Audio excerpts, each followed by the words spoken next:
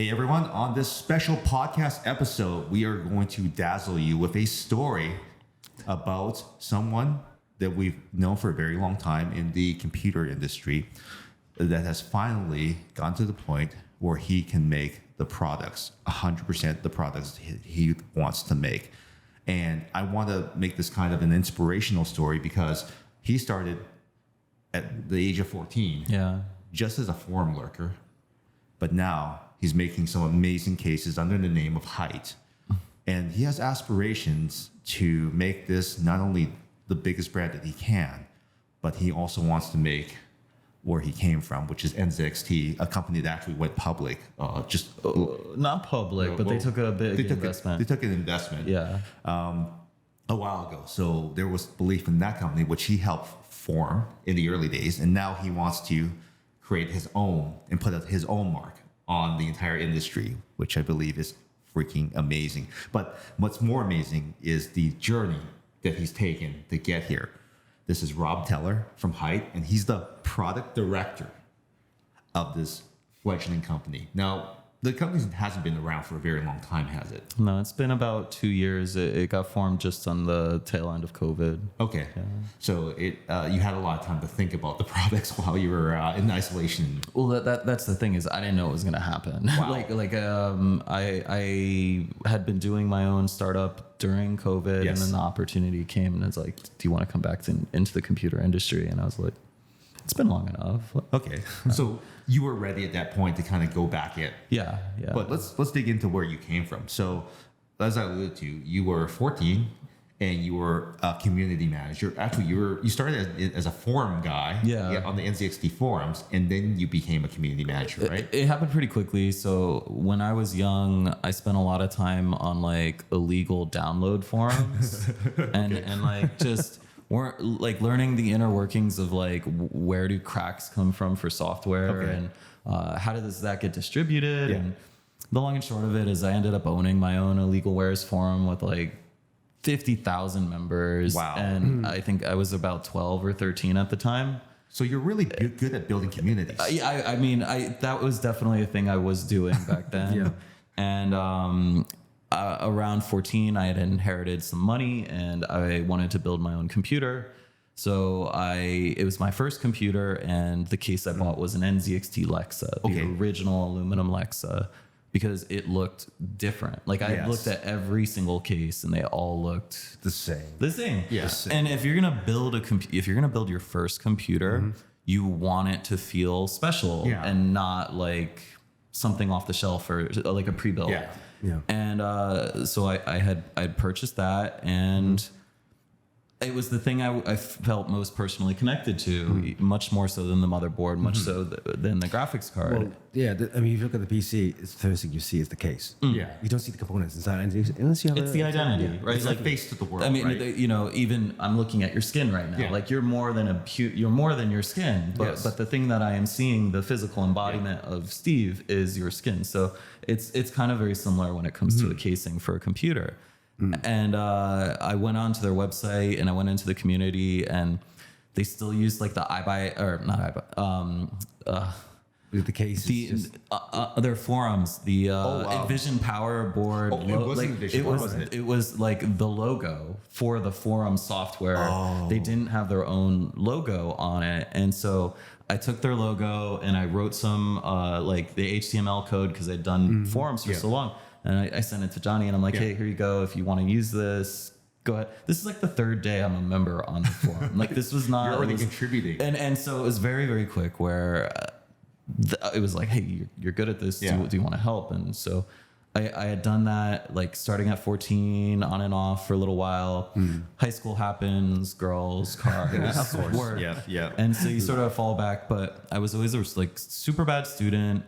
I didn't know where I wanted to go in life, and I graduated from high school working at Radio Shack part-time.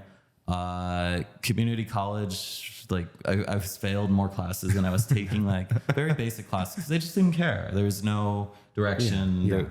But also you just weren't engaged. The only reason why people don't try is because they're not engaged enough in the subject matter, right? They're not getting value out of it. And clearly I could be engaged, but it was like illegal downloads were the thing. I was like on the size level, I wanted scale, right? Like there was nothing locally, and I wasn't committed enough to do any of the legwork of school or any of the practicing. And the opportunity came to move from New Jersey to Los Angeles and live with my uncle. I transferred Radio Shack, moved across the country, and then I saw that like I lived and worked like right next to NZXT's office. And Johnny and I actually lived in the same city. And so I'm like, hey, can I interview? Can I get a job? And I interviewed. I had a motorcycle at the time. I wore a suit and tie. I rode to the interview. The interview went okay. Johnny came to COMPUTEX. I think this is like 2011. Yes. And I just didn't hear anything for like 2 months. And then I'm like, hey, did I get it? Did I get it? And he's like, oh yeah, just come in on Monday. And then and I'm like, okay. So, and from there, I was still working at Radio Shack. I was hired as an assistant product manager, 2 days a week. And from there, I just started to take as much responsibility as I could get. Like, you got to learn from the experience, right? I mean, you got to build up your skills, see what's going on within the company and all that kind of stuff. Learn from it, right? And you take those skills. Yeah, I think what I was looking for was like, what did other people not want to do? I just wanted like, oh, you don't like this? This is so much better than working at Radio Shack. I can do that. I'll do this too. Someone gets to make a decision. Let me make that decision. And at the time, I mean, still, Shin Feng is still the head of design at NZXT. And Shin had like, he didn't want to be a product manager. He just wanted to be a designer. And I was not a designer, but I could be a product manager. Yes. And so there was that duality of like, oh, I will do everything you don't want to do, Shin, but please take my feedback and notes on this and do that. And so it happened very quickly where 2 days a week became 3 days a week to full time to like, I was basically running the case creation. I created the Kraken series for NZXT, the liquid cooling. That's one of the biggest sellers. That's a flagship product for them for a very long time, and it still carries that name. Yeah, absolutely. And people hated that name. I got ridiculed. People you released it. They would go like, "What's up? What's Kraken? What's Kraken G?" And I was just like. Like you have no vision about the potential naming here, right? Yeah. And it was true, right? We were the underdog, and we were releasing a product that was bigger than everybody else's. Yeah. And that means incompatibilities. That mean it means performance, but it also means incompatibility. So you had to really like project. This thing is big. This is the biggest one, and it's a beast. And so. That I think the Kraken was where I started to get a handle on like, let's take risks. There was another product called the Doko, which I'll like remember Johnny and I were leaving a meeting at SwiftTech, and we were talking about this idea of like, what if your gaming computer could be in any room? You wouldn't have to have a living room gaming PCs were really big, and it just felt so wasteful. You're never going to game on two pieces at once. So what if we can make a small device that transferred your screen and your USB devices to any other room in the house? I think I remember a quick chat about this at the COMPUTEX. It was the most ambitious product that we had ever even imagined. Yeah. And I looked at Johnny and like, can we do that? Like, It's like possible. it was earth shattering to me to have that revelation. Like, we don't just have to make cases and cooling. Yeah. We could make whatever it was that we could dream of. A product failed horribly, and the execution, but it taught me like you were only limited by your imagination for what you could deliver to the market. Like what was NZXT's tagline at the time? I think it's something about crafted gaming armor. Okay, there was something about possible, not possible. That was maybe imagine the impossible or something. Okay. For me, I always remembered taglines. Yeah, okay. and Johnny was definitely very big on the like sort of artsy aspect of NZXT at the time. Like, people may make fun of the plasticness of the products back then, but like you were mentioning to me, the way you met Johnny was he made like this 5mm thick aluminum chassis, and like what did he ask you to do? Like, how did you meet him? funny story, and this was my first impression of NZXT. He took a risk. He basically saw this dude walking down the hallway at the Grand Hyatt, which is one of the venues at COMPUTEX. He yanked me in and he said, "Hey, dude, I have this computer case that you can stand on. You want to check it out?" Okay, sure, why not? And I had no idea what this brand was. They were so new at the time. So I stood on this case.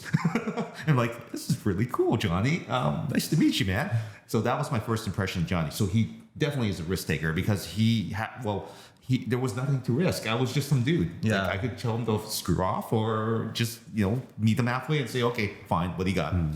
and you know, that was the energy back then that like really fueled me was do these silly things, do these crazy things. It's what got me there. Yes. And so I really started to embody this mentality of like, okay, it got me here. I can only know my perspective. Yeah. I need to trust my perspective. Yes. I need to do these weird things. I need to do these culturally relevant things because what worked 5 years ago won't work now. Yeah. What works 5 years from now won't work now. And so I really started to get the sense in the industry of like, not just what is the current trend, but what's coming after this trend. What are people excited about right now that they're going to get extremely tired of, and what's going to be the reaction to the current situation? Yeah. And so, that helped. I created the S340, the H440 for NZXT, which were a big transition from the NZXT being known as this like plastic case brand to making these like all metal, kind of more simple but still weird. Like at the time, Fractal Define was the popular box, but it was just a box. Yes. And we were putting design on it. So that at that era of like 2014, I was like, my ego was massive. Like as far as I was concerned, everybody else was like making these gaudy boxes or overly simple boxes, and us at NZXT, we were like on the verge of, we were on the tomorrow. And it was around that time I did end up leaving NZXT. There's certain levels at which like I felt a little stuck in the career. You got to remember, like I started $12 an hour, 2 days a week, and it's one of those things where it doesn't matter how high up you go in a company, in your head you're still a little locked into like this is where I'm at.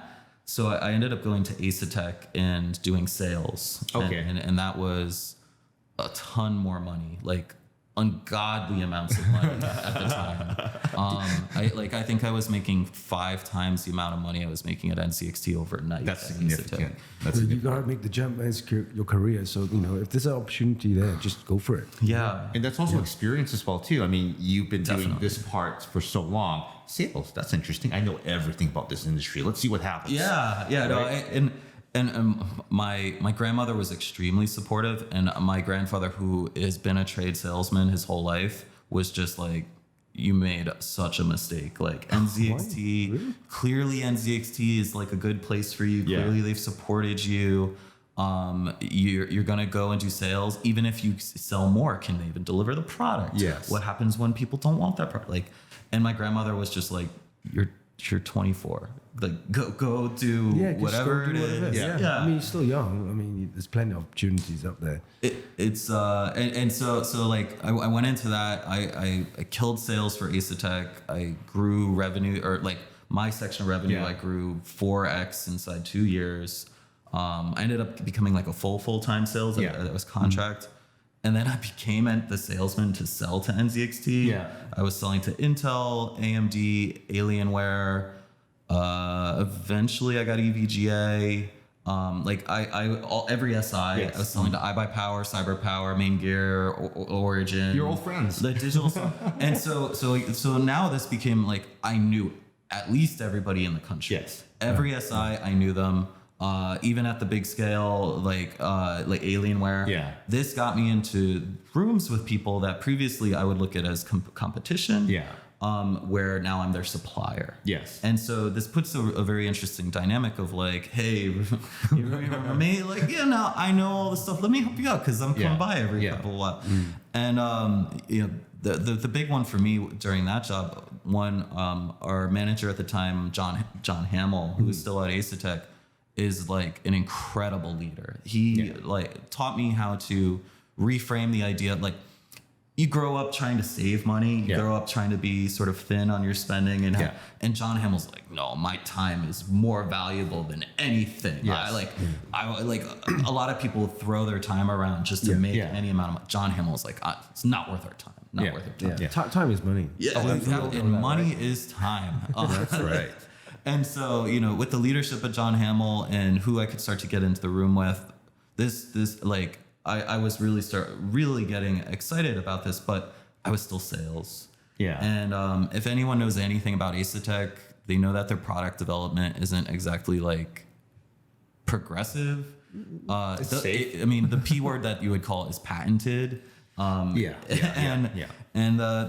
team that led the engineering and development, they're Danish, and between the patents and between the sort of Danish approach to engineering. It was slow. It wasn't rapid. It wasn't responsive. Eventually, Asetek had wanted me to move into being more product marketing. And that just felt like being between a rock and a hard place because I knew that they couldn't deliver the solutions that the market would want. And I knew that the sales would be upset that that wouldn't happen. So I ultimately ended up leaving Asetek with no plan. Again, this was an extremely high-paying job. I had no savings. I was blowing money like crazy. Like I was so unhappy towards the end of that job. Like you were young. My car payment was $1,100 a month. And it was one of those things. I was not fulfilled. It was easy money. Like it was a very clear depression that I was in. But it's one of those things like, how can anyone be unhappy working this little and making so much money? It taught me a lot. It was around that time I started like raving and trying various recreational substances. Yes, I remember that. and so, you know, I'm someone who had been an avid cannabis user since I was 14, but I never tried anything else. Like a lot of people got into like Adderall and stuff in college. I didn't go to college. So you can try it. And I just hadn't had that experience, that opportunity to mess around.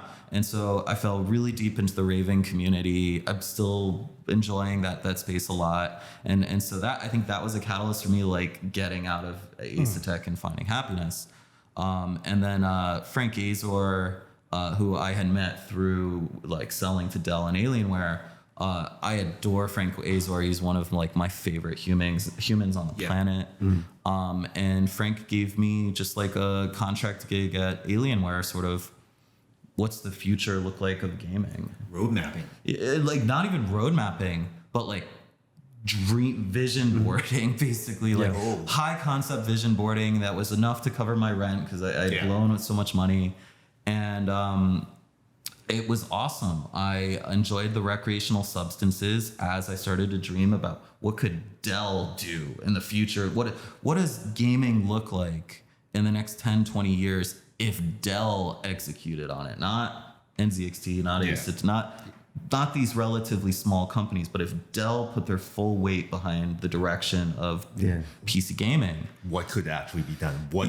Because they have the resources, they have way more resources, right? And then very quickly you learn, well, they have tons of resources that they want to stay exactly the same place. Oh no. Skew complexity, and they don't want to. It's safe. It's safe. They make more money through commercial, corporate. I mean, when I was working for GE, all they had was Dell laptops. HP even used Dell laptops. Yeah. You know what I'm saying? As corporate. And at the time, I remember having meetings where it's like, oh yeah, Google's coming in and there's this thing Stadia and it looks extremely promising because, you know, Dell supports data center server-side rendering, so they really believe this is the future. And obviously it wasn't. And so it was like I did all this legwork and I was so passionate about it. Frank was super supportive. The team at Alienware is super supportive. But you know, Frank is no longer there. He's now at AMD, and I think that was sort of the precursor of like everybody was sort of not. There wasn't a lot of movement to be done, so that didn't continue. I was doing my startup called Potent, which we made like extremely luxury cannabis peripherals. Yeah. I was looking at the tech market. I was so burnt out on tech. I was so burnt out on the iterative, add more LEDs, add this, change RGB. just It's all the same. isn't and it? I felt like I outpaced it. And then the cannabis market, I was like, my grinder is 10 years old and it hasn't gotten better. Yeah. And so I took a swing and I'm like, what could I do to do that? So I created a new patent. Like we have a mechanical patent in the US and a mechanical patent in China for a grinder. And we created a toothless grinder. We're on the 3rd generation now. It's still going. I co-created that company with my business partner, Jeff, who is my boss at HYTE too. So we kind of have like 3 companies together. Wasn't making me money, super stressful. Yeah. And Jeff had gone back to iBuyPower. He had been working with me at Asetek. And he said there's the opportunity to do something at iBuyPower if we made our own DIY products. Yeah.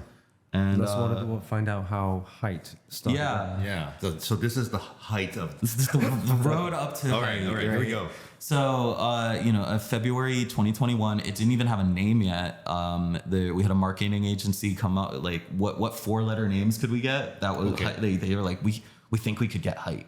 And I'm like, I don't know how I feel about that name. But we got it. We got the domain name. And there wasn't really a vision. They released the Revolt 3 under the HYTE name. Yes. That was basically an iBuyPower product that was a carryover. Yeah. No one in the company had a vision about like why is it not called iBuyPower? It's we want a DIY brand, but we don't want to reuse the iBuyPower name. We want to start fresh. And so I had gone into the existing team and just started having meetings like, what products are you excited about? What are you buying? Was that the square tower kind of? Yeah. That was spotted around now and again. It's popular in that segment, but that segment is not very big. Yeah. And so I knew that wasn't going to carry us. There was a project that we were calling Element 5 that Brad had been working on. Brad has long been at iBuyPower. Brad, Jeff, and I all started at the same time. Wow. In the same building. NZXT and iBuyPower in the same building in like 2012.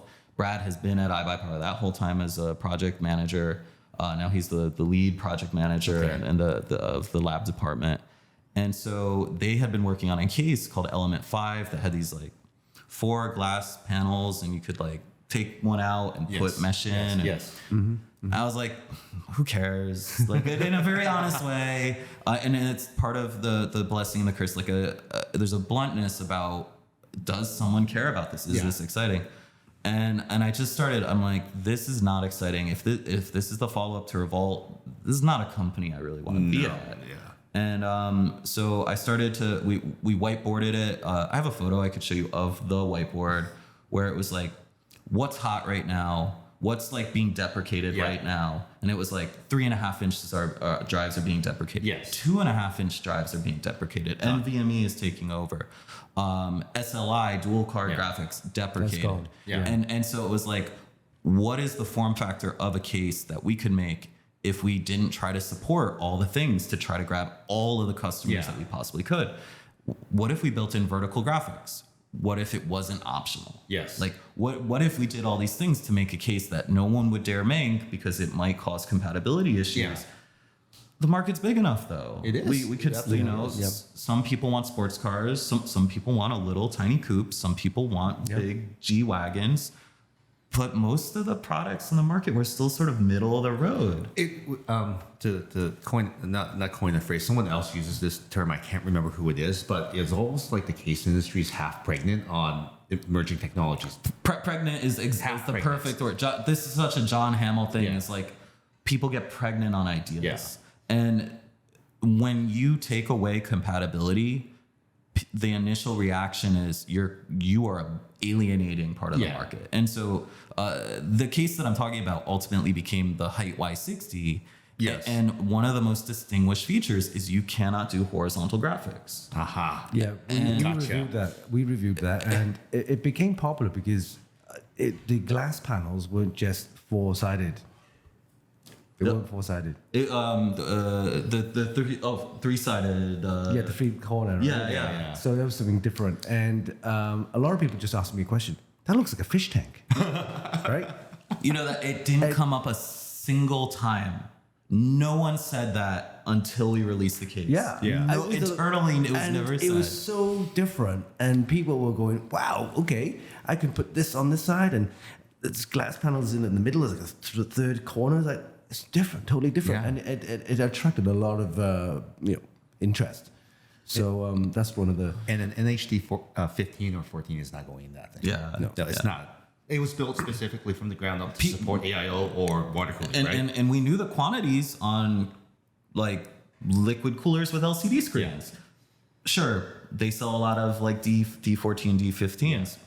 They could buy another case. Yes. And that's kind of like, that scares people when you say that. Yeah. but you're taking like this is not a new approach in other industries. Like all automotive manufacturers have an avatar or several. Yeah. These are the people that drive the car. Like for example, Ford. We love them or hate them. The Ford Maverick has 5 different people. Yeah. The gardener, the weekend, the empty nest couple, the DIY dude, and like even the maker. We even had a maker dude driving the vehicle, doing his stuff. When you're trying to save money, you try to have less products. Yeah.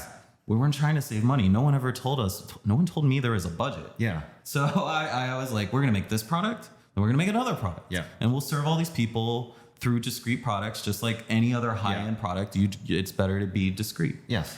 And so we did that. We launched it. The Y60 became like insanely like the response was so insanely beyond anything I could have imagined. Yeah. Like I have a big ego, and I have certain ideas about how the response will be to my products, and this destroyed them. This is by far the biggest success in my career. It's like we've all like reviewers. The reviewers were complaining about, why are you putting like serial ports on this this thing, right? Like for years, and then they went away, but they didn't go away fast enough. You basically, in one stroke, brought out a case that had every cutting edge thing that we needed and stripped away everything else that we did not. Yeah. It has the footprint's even reasonable, right? But it's because of vertical because we did the vertical graphics. Yeah. And I think that's just like being not afraid to remove the thing that like when I was at NZXT, the cases that I made were the first to remove optical drives. Yeah.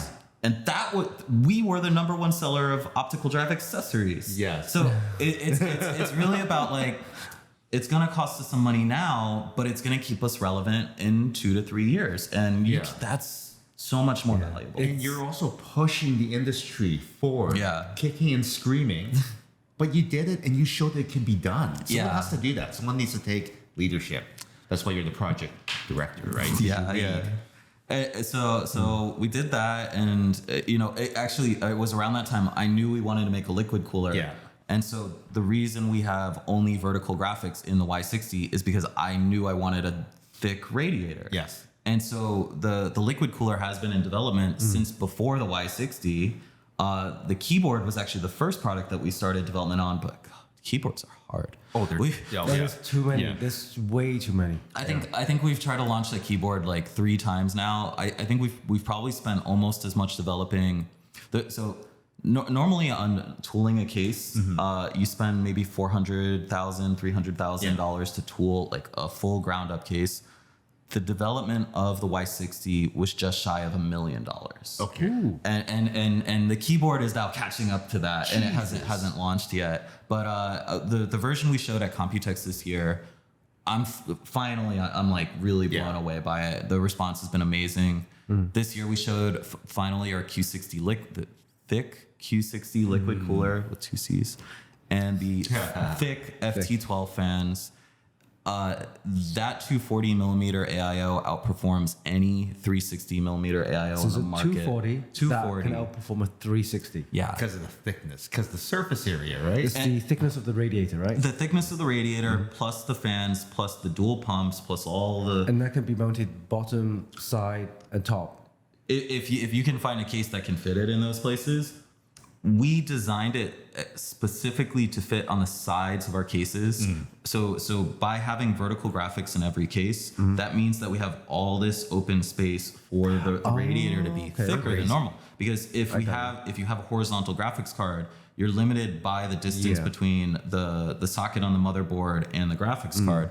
But because you're over here, that allows us to make the smallest case that fits the most cooling. And so at the time, that's not necessarily something we could market because no one was making it. Yes. But now, coming from Asetek, where we were doing HPC data center stuff, density is a real thing. Getting power density. Oh yeah. And if for someone who does, Y60 is not a small case, but for someone who wants the highest performance and the best cooling, 360, 420 radiators are not necessarily optimized for compactness. So it's sort of like this three-dimensional puzzle. And with the Q60 combined with any of our cases and the way that we're having this like very tightly integrated, again, not following traditional 30 mil specs, breaking the spec, but also building an ecosystem around that. So, I believe the industry will start to follow that as well. I was going to say that it's like your ecosystem is setting standard. Yeah, and, right now, and not just setting standards for proprietary sake, we're setting standards because we want to move forward. It's something you want. It's something that you envision being better for the consumer, and it's something that you want to buy. And so I see that some of the competitors are starting to do similar things. We have a sequential linking system so that you can plug a fan, like you can connect all your system fans into our liquid cooler. Okay. The liquid cooler has a quad core ARM processor with 2 gigabytes of DDR4 in it. And so It's a computer itself. it's your computer's computer in the same way that, you have a Nest thermostat for your house. Is there a climate control? This is adding a whole new system of control to, some people may not care about RGB. Yeah. A lot of people do. Yeah. And what I care about is making RGB not just this like agnostically non-connected ad hoc rainbow puke, but actually coordinating it to deliver the digital experience out of your monitor and paint your physical world with it so that you can feel a little bit more immersed in what you're trying to do. That's a new concept that no one's experienced before. Yeah. So people will say like, it's unnecessary. Why are you buying it? You haven't experienced it yet. Yeah. I'm finding a lot of people buying into the components. They want to buy into the ecosystem nowadays. For example, a big brand like Asus, whatever, when they buy a board or cooler, whatever, they want it to go into that ROG space or tough gaming space. So doing something, I won't say similar, but you need to match all of your components, all of your cases, fans. It makes it all integrate and make it, I think the problem is most of that stuff is marketing deep. So you buy into it, buy into it, right? And then you own it, and then you regret it, and then you're like, Oh man, why did they? it wasn't worth it. I spent all this extra money to have all of the branded things be the same. What a waste. And for HYTE and what we're delivering now, my goal is that when you own the products, you don't feel that regret. I'm not just trying to trick you to get you to buy it. I'm trying to convince you that when you own it, you will feel the difference. And if anybody out there is watching this and ultimately owns these items from HYTE and you feel disappointed, my name is robert.teller@ibuypower.com. Send me an email and let me know how we can make that better. It. He's Please. owning it. Yeah. Unlike some other people. And if you did do this, drop a comment below because we want to know. I've seen people buying this motherboard from this brand, cooler from another brand, graphics card from another, and they all pull it into one system. And then look, what is it? It's clean. What is it? It's clean. You have a different brand, A, B, C, D, E, F, G, all piled into this case, and it just looks totally out of place, But now, if you get this HYTE products all in everything, right? Case, cooler, fans, and it does what it does, even better, So that makes sense. we want to deliver experience. We're trying to make a better experience. It's a lot of people who have PCs, have MacBooks, have iPhones, and that is setting the standard for not even just a quality computing experience, but a quality experience. If you have customer service issues, the customer service is generally better if you have to go to an Apple store and get taken care of. and then you go over to PC and you just lower your expectations. I don't think that's acceptable anymore. No, it needs to be uniform. Like, I mean, you're buying things that do a certain thing. They're part of your lifestyle. PCs are part of your lifestyle. It's this thing that sits It could be the most expensive thing you own. If you don't own a house and you don't own a car, and you're probably purchasing another one every 2 to 3 years, maybe 5 years, this is significant, and it needs to be a reflection of self, and it needs to be personal, and it needs to not frustrate you about your purchase. When you were 14, right, or 12, how much did the gaming PC cost? So that gaming PC, the one that like sent me on this trajectory, I spent $2,800. I got $5,000 of an inheritance, and I was allowed to spend that. Do you know how much a gaming PC costs nowadays? Remind you, the graphics cards. It's a big chunk. It was like 3,000-4,000 easy. Yeah. Right. If you want a decent high-end gaming PC, nothing below 2,000. Forget it. Yeah, it's just crazy. And I would say that outside the performance, the customer experience, the ownership experience, it hasn't improved. No. You know, you've got these companies put software on your computers that's basically delivering advertisements. It's a new way to touch the user. You've got telemetry. The companies have gotten smarter and faster, and the users have not gotten very much more for it. And it's like, I came back to make that change. I'm making stuff that I want to own. I'm making stuff that I want to experience. You're born, you're going to die. It's what can you do in the middle? This is the thing I think it can do in the middle. And if you think about what, like you said, it might be the most expensive thing that you have in your home, one of your most valuable things. But with the exception of a toothbrush, this item, cost per use, is probably lower than the toothbrush, because the toothbrush you use once a day. This thing you use 10, 20 times a day, and you amortize it over the course of a year. Absolutely. I mean, you back then you were blogging and reviewing. Now you're editing podcasts, and now you are using it, and we are all using it professionally in more ways. It shouldn't be frustrating. And if all of us are almost at this prosumer level with how we're using it, whether you're a gamer, streamer, content creator, editor, writer, it should be good, and it shouldn't be frustrating, and it should be dependable, and it should let your brain go at ease to release your emotional self into the digital world. It should get out of the way when it needs to get out of the way. Just get out of the way. I need to create now. Sorry. So you tell us the Y60 was one of the most successful product that you ever produced and everything. What was the next one after that? You produced a smaller version, right? We've made the Y40, and we're showing the Y70 behind closed doors right now. Okay. Wow. In COMPUTEX? Okay. So is that a bigger, smaller case? I think this is the public reveal. No, I've never said the word Y70. You've never said public case. No. Why something? Yeah. Right? Why something? No, it's the Y70. So again, this is like, we get a lot of complaints about some of the small issues on the Y60. We're making a Y70. And you heard it here first. Okay. Taking care of the customer. Look at that. So, first of all, it's so amazing to hear the journey. I mean, it seems like the reason why you're at the height of your career, that joke, is you picked up all these skills and experiences along the way. If you didn't work with Johnny, if you didn't work at Asetek and learn the sales game, if you didn't roadmap with Frank Azer, I've met the guy, he's like fire. Yeah. And if you didn't slow it down and realize how frustrating some of these other industries are, you learn that frustration from dealing with an industry that moves like molasses. You have to pull out the dogma that you think you can fix, and not just be like, yep, this is our industry. This is just how it is. No, like, you got to take the risk. If you're here, fix it. Yeah, because if you let things be the way that they are when they can be better, you're just as guilty of. Absolutely, you're guilty, right? Why are you here? Why are you a part of this industry if all you're gonna do is be conscious of the problem but not work to fix it?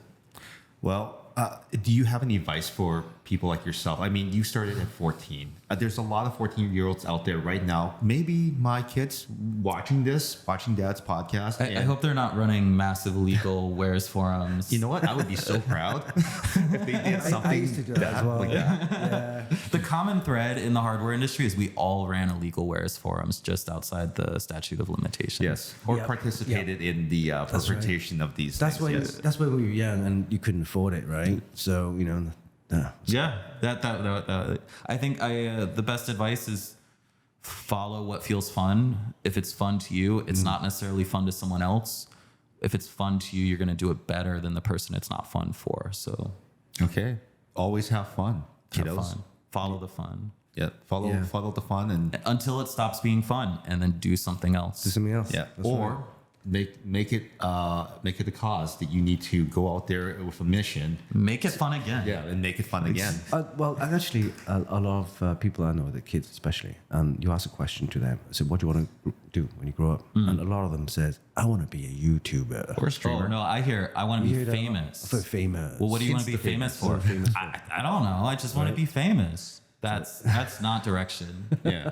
Even though our friend Rob here has had the time of his life, he's had fun every step, and in certain down points as well too.